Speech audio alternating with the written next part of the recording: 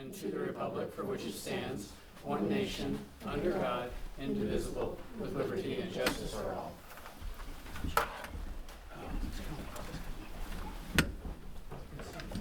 This is good. Welcome to May 20th, 2025 meeting of the Plattsburgh Planning Board.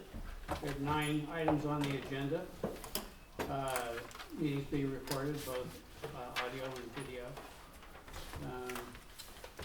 Roll call, please, Michelle. Ann Brandell, excused. Tim Palmer. Here? Terry Senecal. Here. Debbie Blake. Here. James Sherman. Here. Melina Tamer. Here. Sarah Kay. Here. So we have 6 permanent members. And I'm going to just mention that if anyone on the board or in the town staff has any conflicts of interest, that they please declare them at the appropriate item. Item number 1 is the Faniff subdivision for 2025. It's a request for a 2-lot subdivision of a 42-acre lot, resulting in Lot 2 being a 5-acre lot with an existing single-family home, garage, and barn, and Lot 1 being 37 acres of remaining lands. It's located on Tom Miller Road with public water and private sewer. Zoned T3R, tax map parcel number 206.6-19.1. Owner is the estate of Bernard and Rose Faniff. The applicant is Bernard Faniff Jr. and Dean Lajway is the engineer. We're here for a sketch plan review. And Jess, this is you. Please. So, little orientation here, this is the interstate right here, Tom Miller Road across the top, this is Champlain Center Mall. We're talking about the large farm property off Tom Miller Road. A couple months ago, you guys approved a subdivision to cut this part off, to be purchased by Cook and Gardner. Now we are cutting the barn and the house into its own parcel.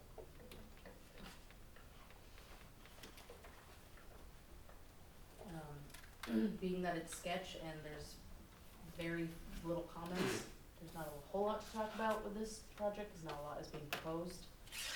All of the comments that I had were standard, so. Do you have anything to add? I'm a landscaper, not an engineer. But no, it's just straightforward. It is, one of the lots is a large lot. We're just looking to cut out the house and barn, and trying to position it in a way where, for future development, which is very close to something that we had back in 2002, 2003, 2004. I'm not sure how many of you guys were here at that time when this was going to be developed and developed to the west. But basically it does kind of mirror what we had back then. In this case here, it's just 2 lots. So on one lot. Any questions or comments from the board? Pretty straightforward. There's no public hearing, we're just doing a sketch plan. Looking for a motion to accept resolution 25-23 for the plan. So moved. Thank you, Jim. Thank you. Michelle? Terry Senecal. Yes. Debbie Blake. Yes. James Sherman. Yes. Melina Tamer. Yes. Tim Palmer. Yes. Thank you. So you had me on the sketch? I was told you didn't take yours yet. I did. 3 weeks ago. 2 or 3 weeks ago. I'm sorry. That's all right. No, I believe She that looked was in the book. I just went around. Katie She probably looked in did the right. book. I say, put her in, I coach. trust her. Put Sarah her in, Kay. coach. Yes. I definitely. Recognize the first vote of planning board member. Poor thing. Absolutely. Not fair. Sorry. No, you're fine. I counted you. That's so nuts. Item number 2 is the Garvey Hyundai parking expansion site plan for 2025.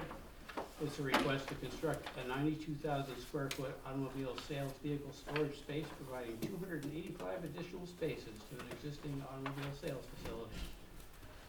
Located on Tom Miller Road, with public water and public sewer, Zone T4, tax map parcel number 206.6-4.4 and 206.6-6.47. Owner applicant is Magua LLC, and AEDA is the engineer. We're here for a secret determination and detailed preliminary plan review. Trevor? Yes, sir.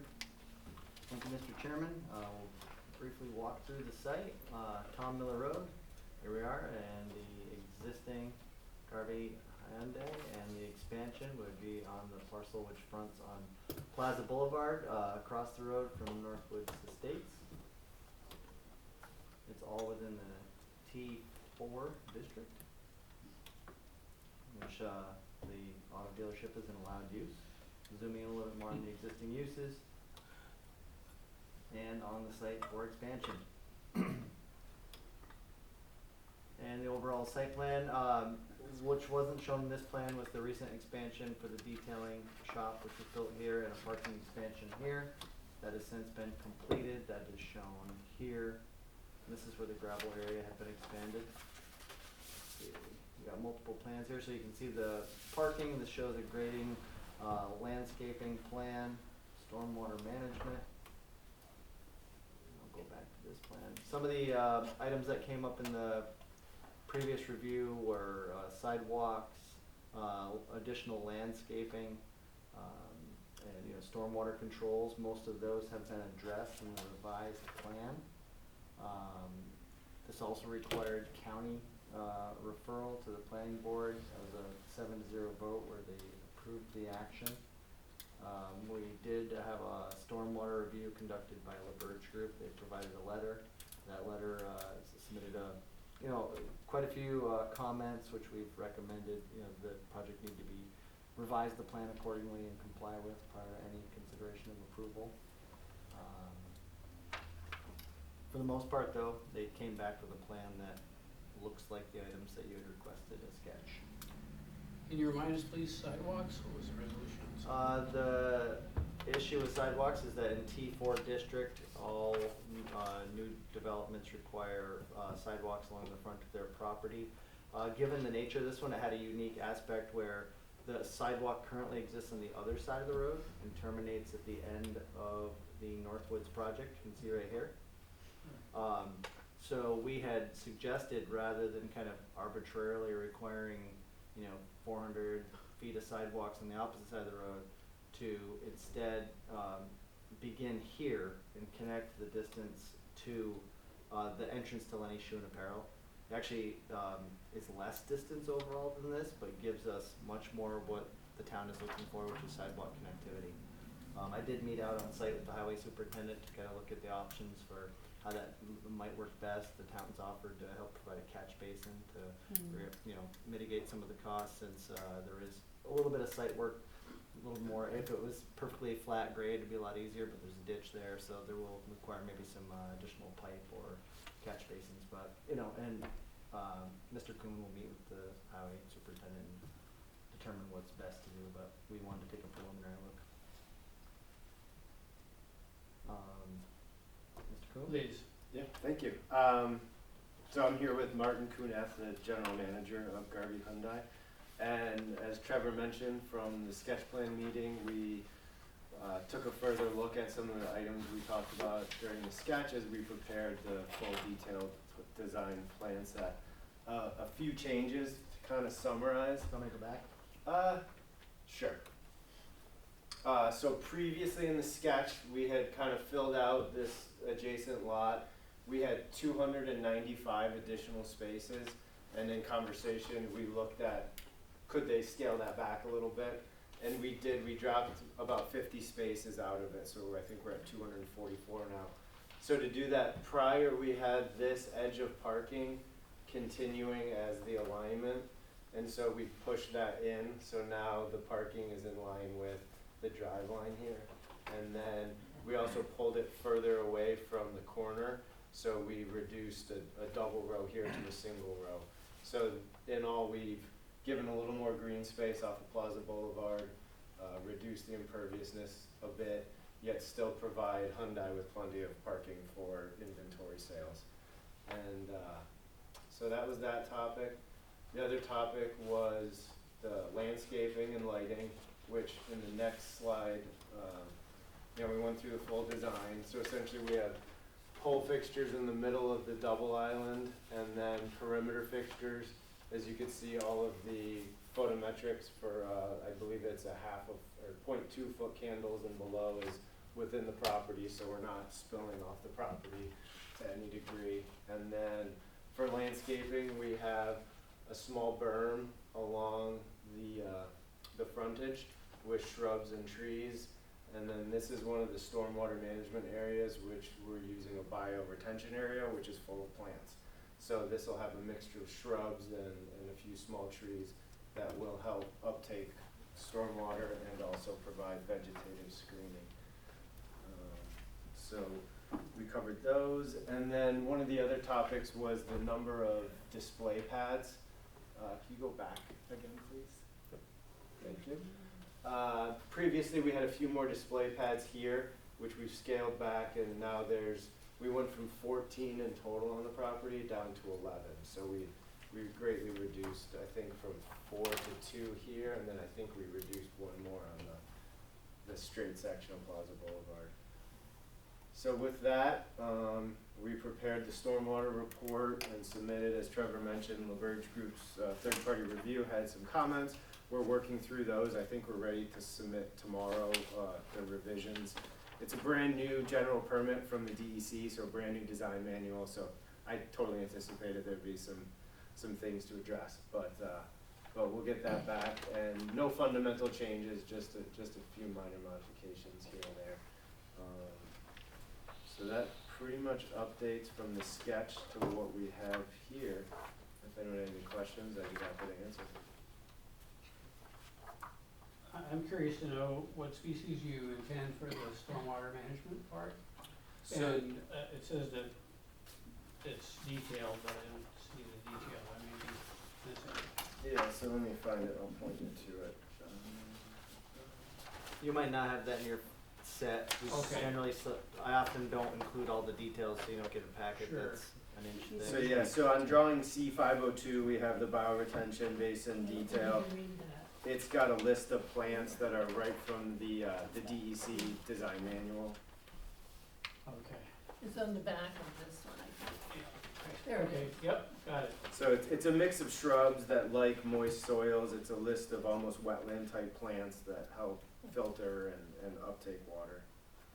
Yeah, I was thinking we have today on the agenda consideration of a unique silver maple swamp, as I recall. I just wondered if silver maples would be there. Anyway, Yeah, they tend thank to you be very much. larger, much larger Yes, yeah. species. What is the traffic pattern here? Looks like it's coming in from So- down here. Yeah, so this would be for delivery vehicles. One of the advantages of creating this parking lot and utilizing the existing curb cut on Plaza Boulevard is currently Hyundai only has the one access point. And of course, Tom Miller Road is fairly well traveled. So the thought is to eliminate the vehicle delivery trailer from maneuvering on Tom Miller Road. They can come in the backside, drop off inventory, and then they could leave Tom Miller Road. But for customers, they can most likely use it. Will there be signage, truck entry, or? Yeah, I think on one plan, Truck maybe it's delivery. right here, it basically says delivery vehicle entrance. It's not restricting any others, but it's more for delivery vehicles to understand that So that's, people could come in and go 95 miles an hour to Tom Miller Road. if they wanted to, they could. That's what it looks like. I think that might be the first case where it's gonna take you a lot longer to get through there than actually One just would take, hope. to just take the road. Really. Yeah, I mean, this is the maintenance shop, and Martin can correct me, but there's usually a fair bit of activity in that area. I would think that might restrict people from That seeing area as a is through blocked lane. up all the time. Good. Oh, Yeah. did I say? Yeah, no, I mean, it is good. I mean, quite here, I'll get upset way it's on record on the microphone. I mean, quite frankly speaking, our idea whenever somebody gets on our lot is to keep them on our lot. You know, so we try and make it inconvenient to get around and navigate. So that area will be pretty much only open in the after hours. And that's mostly when our parts deliveries come. You know, and our vehicle deliveries are pretty sporadic. But that'll help alleviate a lot of the traffic going through there too. But we will definitely have, there's always, you guys drive by, there's always boxes and parts vans and stuff on that whole back side of the building. It certainly won't be a raceway.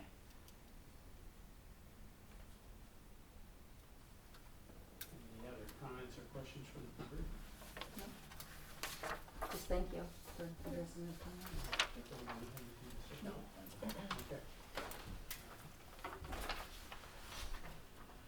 So, the public hearing is required. Is there anyone here to speak to this issue? So, we'll open and close the public hearing. Anything additional for the seeker? Yeah, the applicant submitted a complete part 1 EAF, which included the part 2. We didn't find any additional items of environmental significance other than noting that the stormwater review noted that there's some revisions to come into compliance. The applicant said they plan to revise the plan accordingly. So other than amending some components of the stormwater, we didn't find any items and recommend a negative declaration. All right. Now, I wasn't here last time. Does anyone have any concerns about the seeker? That being the case, I'm looking for a motion to accept the seeker resolution. That would be number 25-24A. So moved. Thank you, Terry. Second? Thank you, Elaine. Terry Senecal, Yes. Debbie Blake, Yes. James Sherman, Yes. Melina Tamer, Yes. Sarah Kay, Yes. Tim Palmer. Yes. And if there are no further questions or comments, anyone from the board, I'm asking for a motion to accept resolution 25-24B for the plan itself. So moved. Thank you. Second? Thank you.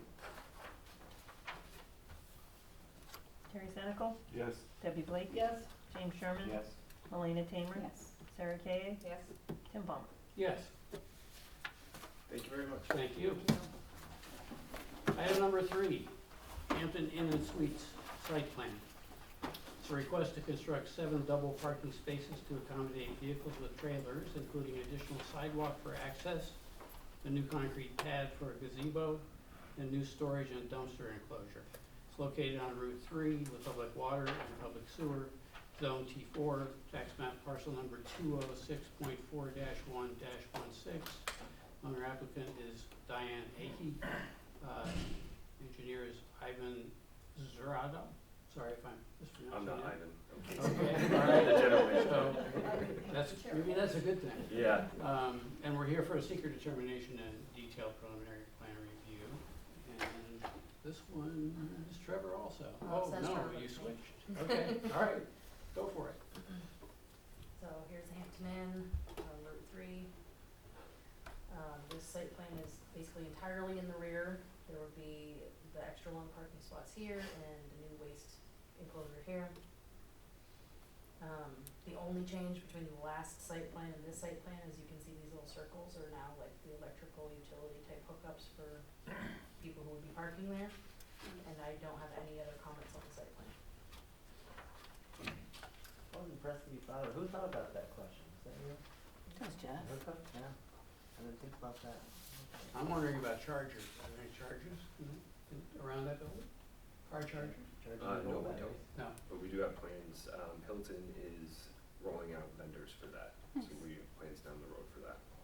Good idea. That Yep. hotels. Could we get your name again one more time? Casey Degon, I'm the general manager. Thank you. Do you have anything further to add? No, very excited for it.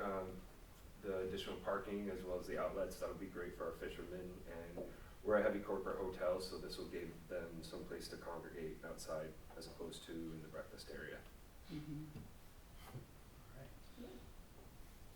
Questions? No? Comments? would this get much use by, you ever see, like RVs or campers use these spaces at all too? I don't think so. That is like something that we're running into because she used to own Udo's as well. Yeah. But now that that's been sold, like tour buses and stuff like that, that's why we wanted to do the extended spaces, because normally they would just park over there and now, yeah. Yeah. And that's why we're moving the dumpster enclosure over as well, because it was on the Udo's property. Mm. That'll probably be popular. Yeah. Public hearing is required. We'll open the public hearing. Is anyone here to speak to this issue? There being no one, we'll close the public hearing. Additional comments about the seeker? Project completed, the secret part one, we completed part two and three, and no significant environmental items were identified. Board questions, comments? Okay. So I'm looking for a motion to accept the secret resolution, the negative deck 25-25A. So moved. Second. Thank you. Terry Senical, Yes. Debbie Blake, Yes. James Sherman, Yes. Melina Tamer, Yes. Sarah Kay, Yes. Tim Palmer. Yes. And now, seeing there are no questions or comments about the plan itself, I'm looking for a motion to accept resolution 25-25B. So moved. Thank you, Debbie. Second. Thank you.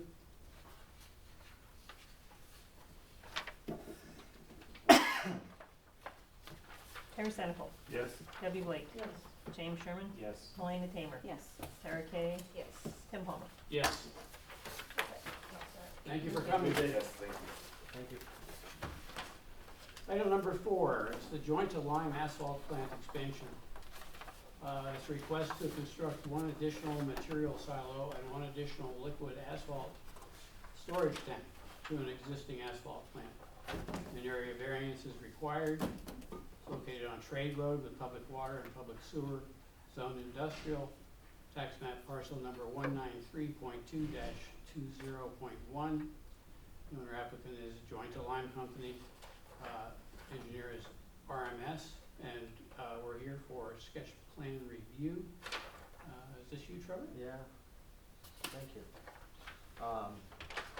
This one, another one that we can say hopefully is pretty straightforward and simple. The existing asphalt plant, been operating for a number of years, quite successfully.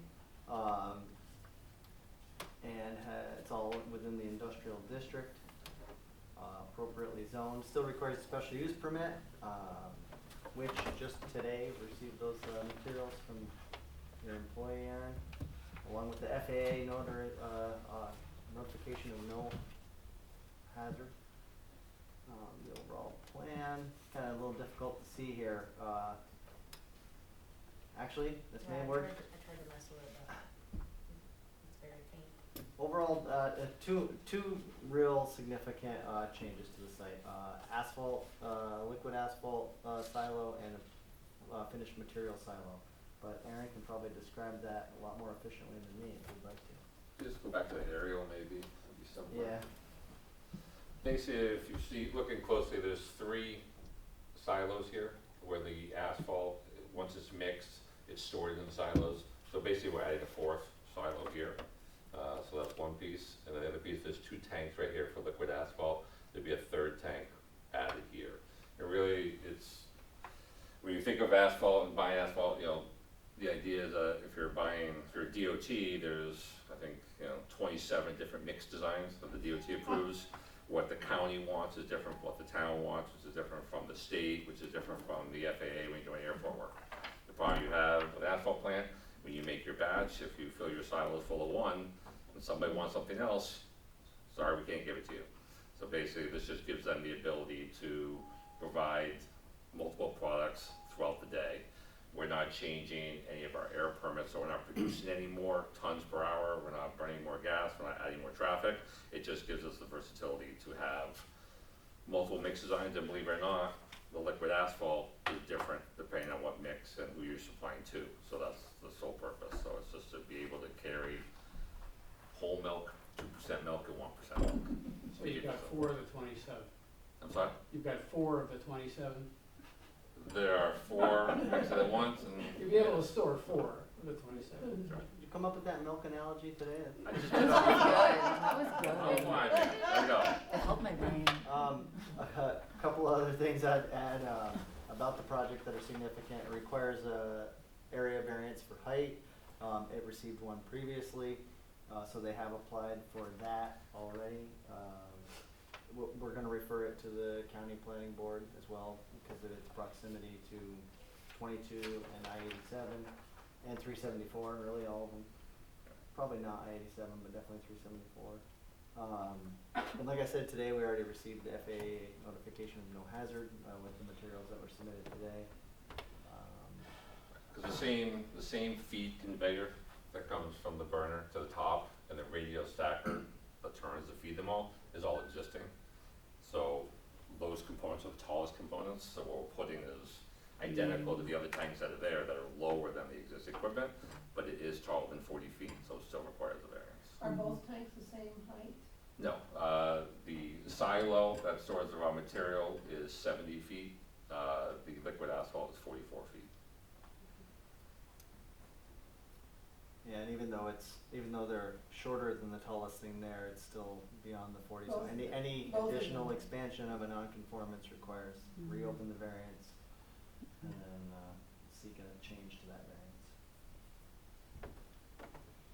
Other than that, everything's pretty straightforward. The only thing I really noted on the plan that was of any change was there's some gates there now that could be shown on the revised plan, but it's pretty straightforward. We even got the bunker locations right on the plan. Was that a problem before? No, it's not really a problem. I was just surprised that they got the detail right. They took the time to even show the bunkers were there. Well, Aaron's good on detail. Any questions or comments on the board? Okay, it's just a sketch plan. So we can move right to resolution 25, I believe, let's see. Yes, 25-26. So moved. Thank you very much. Here a second? Second. Thank you. Mary Senecal, Yes. Debbie Blake. Yes. James Sherman, Yes. Melina Tamer. Yes. Sarah Kay, Yes. Kim Palmer. Yes.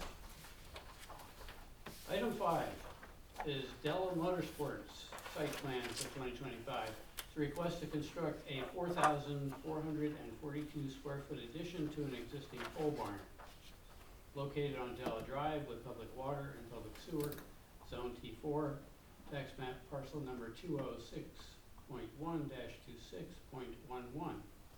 The owner applicant is Famiglia Bella LLC, engineer is RMS. So we're here for seeker determination and a detailed preliminary plan review. And I think this is Jess. Yes. So you guys saw this sketch plan a couple months ago. This is the existing sort of structure. The proposal is to expand it. This is Della Drive, loops around, Dr. Splice here. This is Route 3. Although it is zoned town center, because it's an existing structure, we generally require that they match the existing architecture rather than try to come into compliance fully with current from scratch building architecture. So this is the rendering that Aaron has provided. It's a bigger gray building.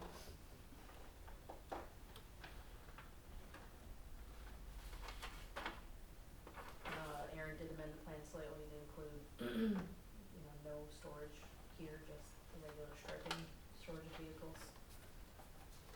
I guess we're done. Go ahead.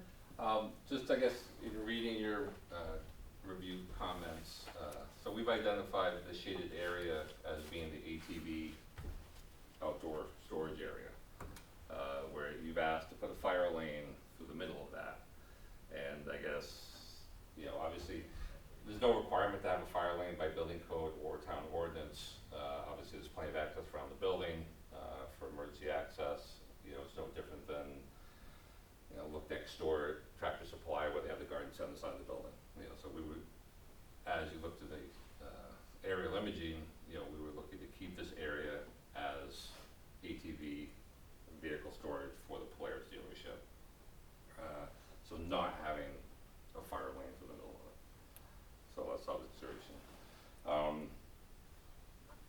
expansion here, the rendering showed of the pole barn, basically to help take care of some of the stuff that you see throughout the site with the crates and the vehicles being assembled, et cetera. Put that all indoors and clean up the site. We fully acknowledge the concerns of park on the grass. I've already discussed this with Mr. Delabella, and he fully acknowledges that and apologizes and will have them removed. I would like to say, though, I know during the sketch plan meeting, there was a lot of discussion about it. Some borderline heated, some comments made from some board members and others that felt that this project shouldn't even be here because they have, aren't in compliance and they haven't done what the town asked them to do. Just for the record, I did talk to Mr. DeBella. He acknowledges that he has not received a call on this piece of property about a violation. We actually went as far as foiling the town of Plattsburgh Codes Office for any violations or notices that the Codes Office has asked us to remedy for that property, and there is none on record. So, Mr. Delva acknowledges your request to get rid of any vehicles from the green space like he already has for Honda, and also in this area. But I think it's important to note that, he has not been a bad neighbor or a bad steward of the town of Plattsburgh, and he's done everything he has asked for. He's not received any formal request to do so on this yet. So the question is, what is required to trigger an official notification? Is that the letter we discussed in? Time, capacity, egregiousness. Right, So the process is, if it's a formal complaint, yes, then it's an OTR. They receive an order to remedy in the mail. If the OTR is not met, then they get a appearance ticket for court. right. It is possible, Codes claims that they have contacted them. It's possible that those were only verbal contacts. I can't confirm or deny that. And Mr. Delva fully acknowledges that maybe his manager got a call, but he personally had not, and he's apologizing, and he will remove those as you have requested in your letter. But I think it's just important the record show that, we're not knowingly violating requests of the town to clean things up. The area that's shown as gray for storage, I feel like the plan is somewhat misleading though, in that it shows distinct parking spaces, but, on site it looks like that. Where on the plan, on the right side of the building, you can't get through there. Right. It's all, full. But when we get to the plan, shows individual distinct parking spaces. Well, I It think doesn't so. really show that could be completely congested and blocked. Right, the intent is to basically that whole shade area, so the drive lane behind it, I think the lines of the extra striping that exist in the field currently, that he would continue to use this as ATV, not for over-the-road vehicles. So all four-wheelers are actually unregistered, there is no registration for them. That this would be double stacked, and as you see it, display product along the east side of the building, that there would not be a fire lane or a travel lane in that location. That one is not required under building code. So basically, a lot of this would be cleaned up, these taken out of the right of way, these pushed back out of the right of way. I think there was some down, so we would leave that all alone, but we would not maintain an alleyway through here. Because obviously if you look at parking even the four-wheelers against the, edge of pavement here, putting the smaller vehicles against the building there, it's just not, we don't want to have traffic driving in there. We don't want to promote people moving in there. It's a very congested spot. We'd rather say, hey, this is, and that's why we've identified in the site plan, so that you know that that is a display area for those vehicles.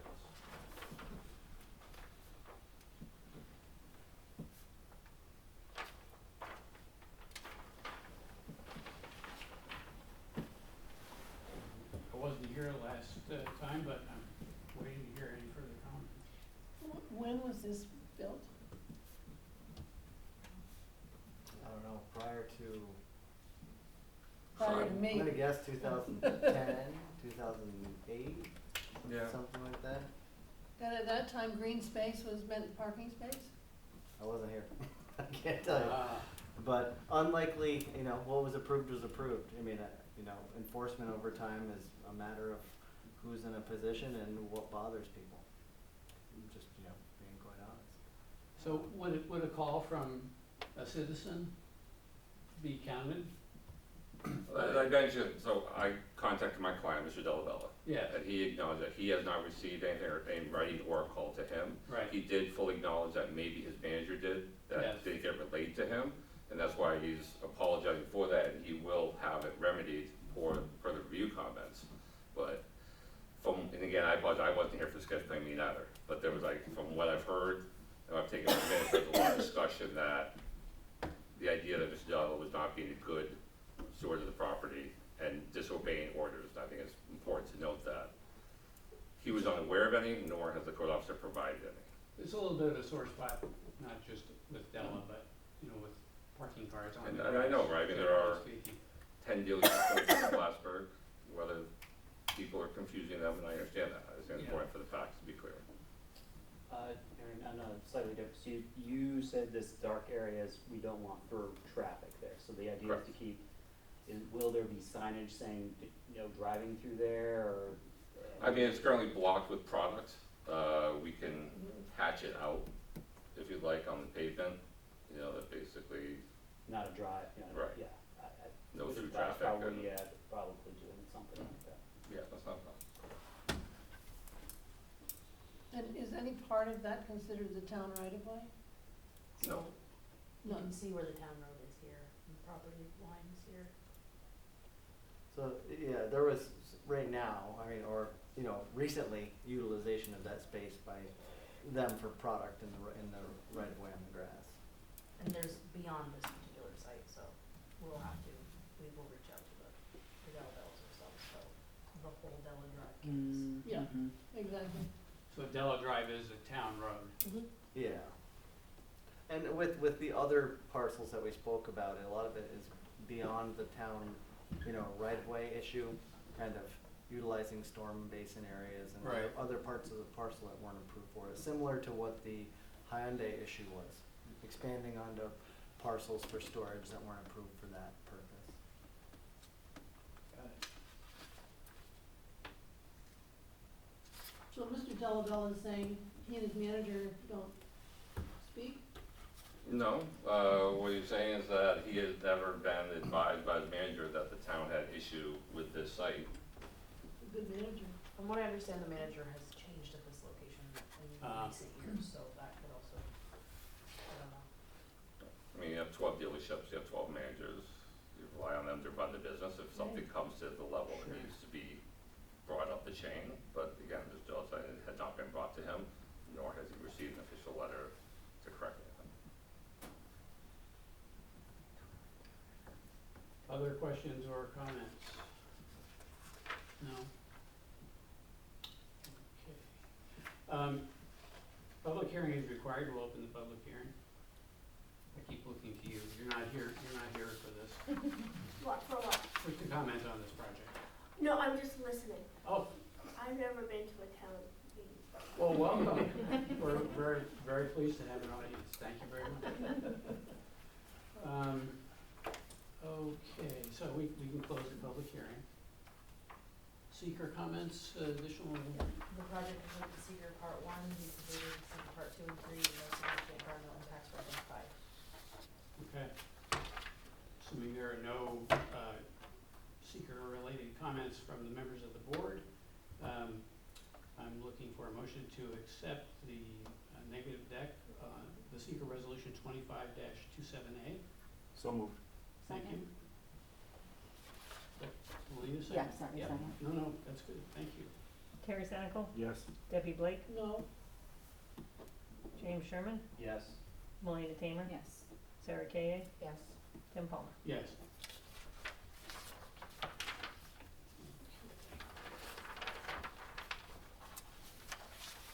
Item number 6. We have to do the, Oh, I'm sorry, of course. Thank you very much. I always need to be brought up short on that. So I'm looking for a motion to accept resolution 25-27B for the plan itself. So moved. Second? Thank you.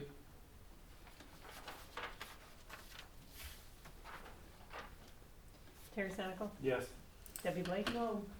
James Sherman, Yes. Melina Tamer, Yes. Sarah Kay, Yes. Tim Palmer. Yes, Thank you. thank you. So moving on to item number 6. This is the 11 Plattsburgh LLC subdivision for 2025. Request for a 3-lot subdivision of a 71-acre lot resulting in a .92 acre buildable lot, a .16 acre parcel conveyed to the town for public road, and 17.32 acres of remaining lands. Located on Pristine Drive with public water and private sewer, zoned R4, tax map parcel number 194.2-15.1. Owner applicant, 11 Plattsburgh LLC. RMS is the engineer, and once again, we're here for the secret determination and detailed preliminary plan review. Cumberland Head, Cumberland Head Road, Pristine Drive, AKA Deerfield Manor. And we're looking at the very end of this road down here, right where the road terminates. It's all in the R4 district. Zooming in a little bit. This project previously separated out multiple lots, and there is a town turnaround for the snowplow right here. But this parcel, has been identified as being another developable parcel. The applicant wishes to do so. Right now, the road, there is a little piece of paved area here and a turnaround. It's not to town road specs, but the applicant wishes to convey this portion to get the frontage for their road. I don't know, but it would create these two parcels basically. The blue would be the new developable lot, the pink would be conveyed to the town. And honestly, normally we wouldn't take a piece of property that wasn't developed to town road specs, so there's two very specific notes applied to this plan that basically says, for any previous stages of the subdivision, at the cost of the developer, they will have to rehabilitate that road to town specifications at their cost to continue further development. Because there's been other parts of this development where there'd be a piece of land maybe conveyed to town, and it was unclear whether it was town road, town property, built to town specs. So two very clear notes in the plan that just make it clear, yes, we're accepting that as town property, but that little stub of road isn't known to meet town road specs for highway, so in the future it'll have to be torn out, rebuilt, and established to town specs. So is that a prerequisite to being able to develop that lot? Beyond that lot. So, we're saying it's got the frontage, it's got the turnaround, it's paved to it, that's how you would access it now. So they're gonna leave the turnaround in the existing lot For now, For now. yep, and then when it would so the develop people that buy beyond- it know that that's a school bus turnaround, not their land, right? Right, and the proposal for the Plow road, you turnaround. can't, the proposal for the driveway would come before that turnaround. So the turnaround is here, so this turnaround also is hatched out, hard to see from there, but it's hatched out, and it's a dedicated easement to the town. So the other note on the plan, aside from having to rehabilitate the road to town specs, is that you can't use the turnaround for storage, a driveway, it has to be kept clear for town Go back to purposes. the last slide though, the blue, which is the lot. Yep. So the people will own the turnaround? They'll have fee title to that turnaround, which we're okay with. We have a lot of those throughout the town, But but give we it have a easement. dedicated easement. So you're gonna have, there'll be an easement. Yep. There already Okay. is. Yeah, alright. Yeah, No, that's there what I was already is. asking. Right, so when the, You know, so they back didn't up think a that's, little bit. hey, that's my land, get off it later, you know? Correct. Right, so when the last phase was built, the town took ownership to this point here. We extended the road, fully paved, and granted the town an easement for that turnaround, because that was on the remaining lands of the Yeah. property. So if you look at where that is, there's obviously this large area, future lot to be developed. We're looking to add that, and the idea was to just defer any, to extend the road another 100 feet, to put the turnaround here in the middle of the field.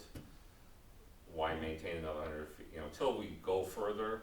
So basically, so what we've done is made sure that the notes are very clear, the easements are clear, Yeah. that, when the next phase comes, we'll extend the road, but because the road is already fully paved, I mean, if you drove out there, Looks like a road. it's fully paved all to this point, I've been out why there. pave more to get access to a field that's already, No, I agree, as long as it's known, cause Yep. also the school buses use Yep. those Oh, all over absolutely. the place too, They Yep. need a place to turn around. Would you say that's a case of government being rational, Aaron?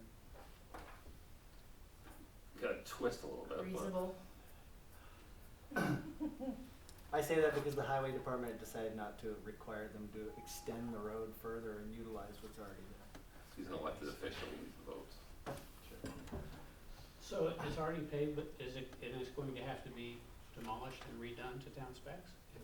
Yeah, or determined at the time that it meets specs. It's just that it was built as a turnaround and not built as a road, you know, at the time. So it will be finished after the lot is Any built future, on. any future lots that would be established, that would get torn out or rehabilitated or built to town specs to develop newer lots. But we're basically saying for that portion right here in pink that's being conveyed, we're basically saying, we're not guaranteeing that's built to town road specs, so it's likely that you have to repair it and build it to town spec in the future.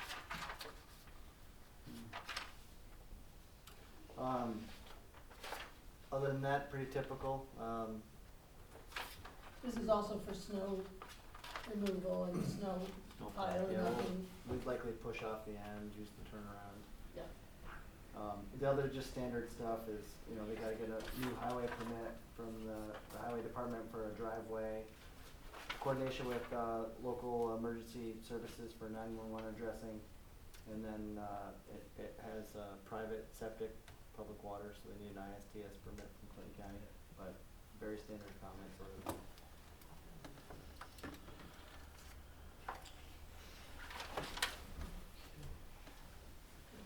Any comments? Further questions? Board members? Okay, we'll open the public hearing. There being no one here to speak to this, we'll close the public hearing. Comments on the secret? The applicant submitted a part 1 EAF that was complete. Staff completed the part 2. We didn't identify any items of environmental significance and prepared our draft resolution for a negative deck for your consideration. All right. Presuming no one has any comments on that draft, any further comments or questions about it? Looking for a motion to accept the seeker, which is number 25-28A. So moved. Thank you. Second. And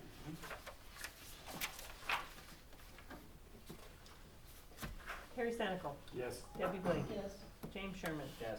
Melina Tamer. Yes. Sarah Kay, Yes. Kim Palmer. yes, Thank you. and motion to accept resolution 25-28B for the preliminary plan. So moved. Thank you, Jim. Second.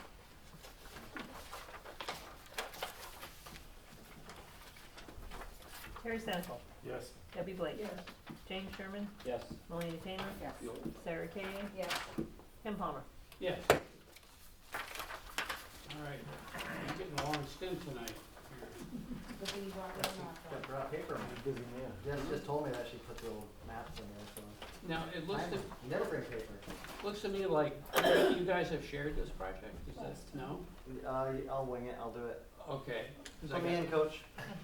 Hey, all right, well, I see you for the split merge and for phase 1, but I thought Jess was doing phase 2, so go for it. Okay, by way of just reminder, we had 3 components to this project, a subdivision,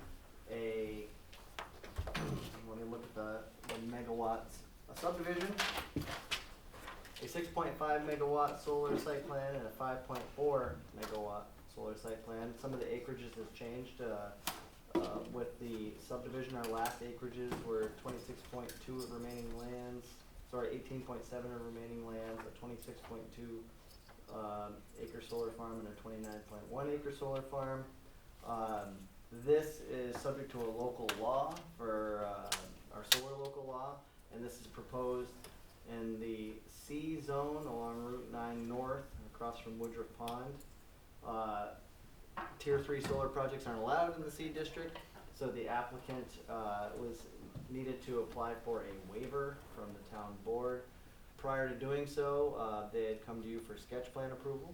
You approved the sketch, then they returned for a seeker review, and on April 15th, 2025, you issued a negative declaration for the 3 actions, the seeker and the 2 solar farms.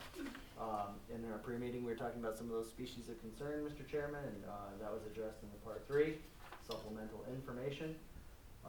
This last Thursday. They went before the town board, and they did get their waiver, of which we have a copy. So the town board has officially issued the waiver. They adopted your negative declaration, and now the project is back. Significantly revised, not in a major way, but mostly the subdivision has been revised. And just again, walking through, there's some changes here. We included the old material, but Aaron has showed up with revised plans we can look at on paper. But overall, the parcels on Route 9, previous subdivision plan and layout. This is not the design now. They came back with a plan that conforms to the town board's request and the planning board's desires to see the commercial frontage separated off and this solar farm on its own property. And these were the old ones too, weren't they? All the old drawings. Yep. So, I'll go back to aerial imagery, and Aaron, if you wanna trot out the paper. Paper. Yeah, this is not Yeah, I know. thing. Town board doesn't have that fancy stuff. So basically, the subdivision, as requested, sets aside the blue area, which is a commercial lot along Route 9 where public water is available. This lot to the south of us is actually the Rennie's Repair and True Value, so it gives you an idea of, you know, that development with everything on it fits there. So obviously we maintained that depth and came north. So plenty of room for future development along the Route 9 corridor, utilizing the back portions for the 2 solar projects. We are in negotiation with NYSEG, and our hope is that with the 2 solar fields, they have a substation right here, that in the plans that we submitted is that the southern lot gives an easement to the northern lot so that all the interconnection can come through directly to the substation, not have to come out to Route 9. We do still show the connection out to Route 9 if NYSEG is unwilling and tells us we have to go that way. And I know there's a lot of concerns about solar interconnection and the grouping of poles that has to be at the point of interconnection. But that can be designed around, and I think it's important to kind of note, and I pronounced this one, I'm gonna pass it down. So this is actually the interconnection for the one behind Bucks on Route 22. And what you can see is that we put the NYSEG pole at the right of way, but instead of having the other 3 poles right tight together, we actually space them out. So as you look from Route 22 at the Bucks development, or the solar farm behind Bucks, you don't even realize that that's an interconnection point. The poles are 200 some odd feet apart, so you have 2 houses, a pole in the front yard and a pole in the backyard, and you don't even see the ones in the back. So it can be done. The ones on the actual site of the development, they're all underground, right? It's underground, so everything is interconnected underground to the point where the transformer is, and then basically from the transformer, they come up and go aerial to that interconnection, So it's aerial from the transformer to the line. to the interconnection point. So if you see that, so worst case scenario, if we're unable, if NYSEG tells us we can't go directly to the substation, we have to come out to the Route 9, the goal, the intent would be is to do a connection like you see in that photograph from the Google Earth, is that, you know, not having large grouping of poles, so you're not gonna see like a little mini substation, you know, breaking up that Route 9 view. Aaron, did you see the comment where there was some discrepancy between different plans of how many poles there actually are gonna That's, be? yeah, that's the right plan. These are the ones you're talking about, right? No, we Yeah, had, so if you look down, that's the NYSEG disconnect, and then those are the poles going down in the back. Okay. So you don't really, so you're driving down the corridor, you don't see that Some of the other grouping. ones are like this, right? Cluster. Like in Champlain, there's some where there's, you know, 5 poles right next to each other. So if you're able to go directly to NYSEG, that would be all underground? Yeah, it would be aerial, but basically within the fence line, right along the fence line, so we would be almost 400 feet off of Route 9. So the idea is, you know, the intent was that the lot's 300 feet deep, we're 75-foot buffer from that property line. We have plantings between it, and that way it's, you never really notice it, so you never see it. Are these fixed or? These are tilts. These are, right, Yeah. Yep. Trackers. Not fixed tilt, so. You don't have to cut down any trees, so that's good. Yeah, it is. Just cord?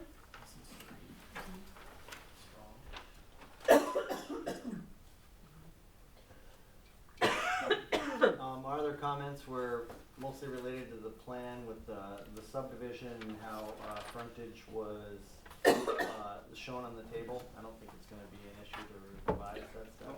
We're fully, they listed the frontage along the interstate also, but we still have adequate along Route 9 to meet the minimum standards, so we'll adjust the table accordingly. Can I get the 2022 stormwater report?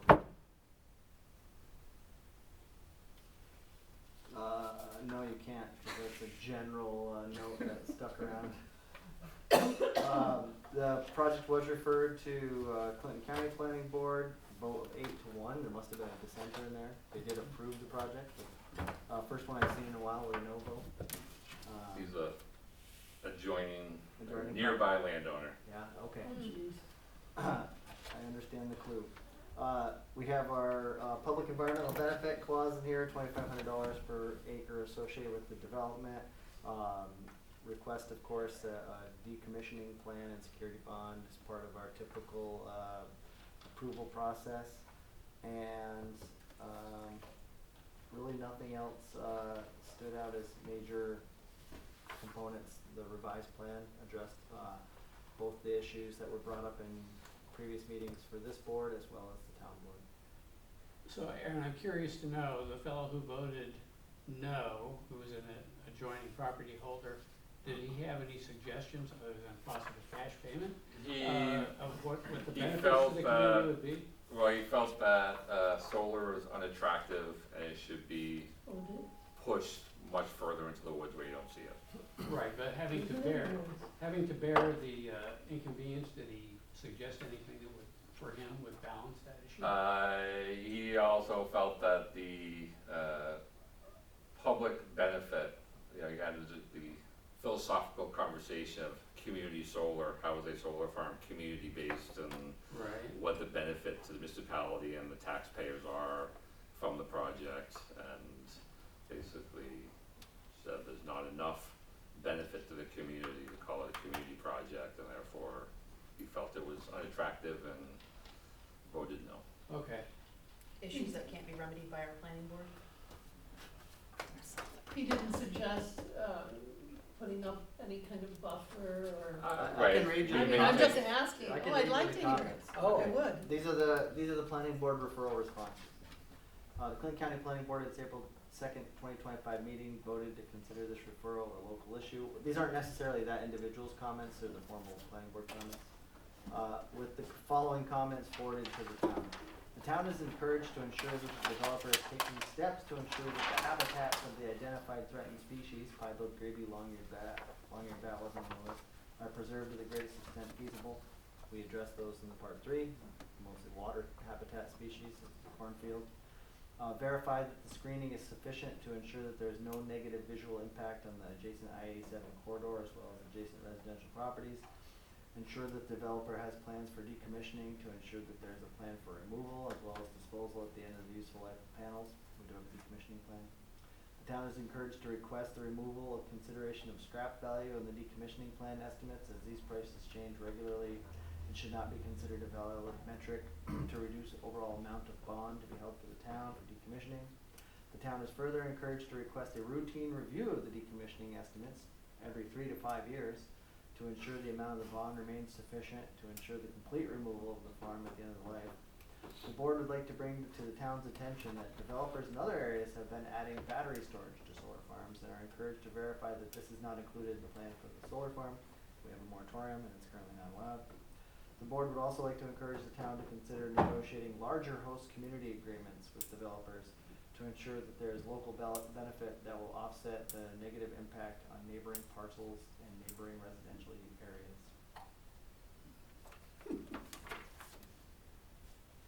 There you have it. That's it.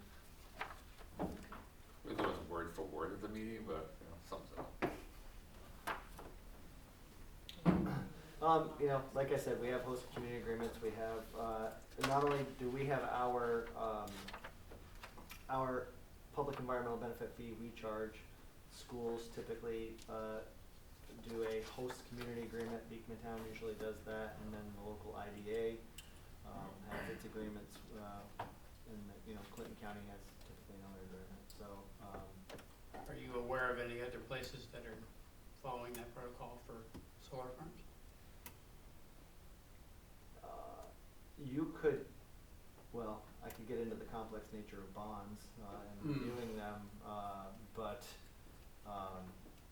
Well, there's no bond issues. you could, no, I mean, we require the issuance of a bond, we determine, and we also put a 2% annual escalator on our bond to account for increase over time in cost, so we require that at the time of submittal, so, you know, we calculate that in over the 30-year term, so that we're not just calculating by today's, you know, estimated prices. So I feel that we've thought through a lot of that the best we Right. can. That seems to cover the 3 to 5 year And review. to be honest, the real evidence shows that there's a greater likelihood that rather than these things sit around in 30 years, they're going to be changed over far before that. The last Technology 5 keeps projects getting you've looked at, the solar panel capacity has gone up each time, Yeah, from 250, 350 to 400 watt panels. wow. What you're more likely to see is them show up in 5 years and replace all the panels on the site with more efficient panels, if they can get that capacity through the Public Service Commission. But when 500 watt panels are available and you can downsize, I mean, they're available now, but at what cost, so. And we've seen that also change in designs with trackers. We've had on the Renadette farm, I think that started as fixed and then went to trackers, or went from trackers to fixed depending on the project, so. But there is no Renadette farm yet. No, not yet. All right, so we've got 3 separate segments here, and I guess we're going to look at the subdivision first. Any further questions or comments? One public hearing. I didn't see Um, any subdividing. No, Mr. Chairman, are Yes. you cool with that? With one for each? Yeah. One One total? public hearing total. Yes. I think we should just probably Just announce state that it's Yeah, for all yeah. three. Yep, absolutely. And That's what I was just, gonna we're kind of discussing the No, process. that's fine. Our attorney thinks it's fine to do one public hearing encompassing all 3 projects. And I just note again for the record that, there is no seeker. We've already conducted seeker Right. at a previous meeting and there was a negative declaration issued. Okay, so the way it's laid out right now, there are separate resolutions. Can we just cover all 3 with one resolution as well? No, you should do 3 separate votes, but you can open a public hearing for all 3 items on the agenda. Related to the project? Yeah. Okay, all right, so, public meeting is open. There being no one here to comment, public meeting is And closed. public meeting was open for the subdivision, the 6.5 megawatt farm and the 5.4 megawatt farm. Very good. You wanna talk about any of those, I'm guessing? We appreciate that. And I can close the public hearing for all 3 items if you'd like. All right, yes, And now I would just ask for an individual vote on each resolution, please. sounds good. All right, so, this is for, Resolution 25-29, which is the detailed preliminary plan review for the subdivision. Do I hear a, So moved. yes, thank you, thank you. Terry Senecal, Yes. Debbie Blake, Yes. James Sherman, Yes. Melania Tamer, Yes. Sarah Kay, Yes. Tim Palmer. Yes. All right, and the next one, which is Resolution 25-30, is for, which one of the 2? The 6.5 megawatt. Yep. Yep. So do I hear a motion to accept that? So moved. Thank you, Second. thank you.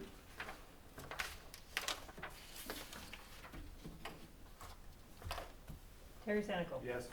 Debbie Blake, Yes. James Sherman, Yes. Melania Tamer, Yes. Sarah Kay, Yes. Tim Palmer. Yes. And now for item number 9, which is for the 5.4 megawatt solar farm. The motion, we need a motion to accept resolution 25-21 for the plan. So moved. Thank you. Second. Thank you, Terry.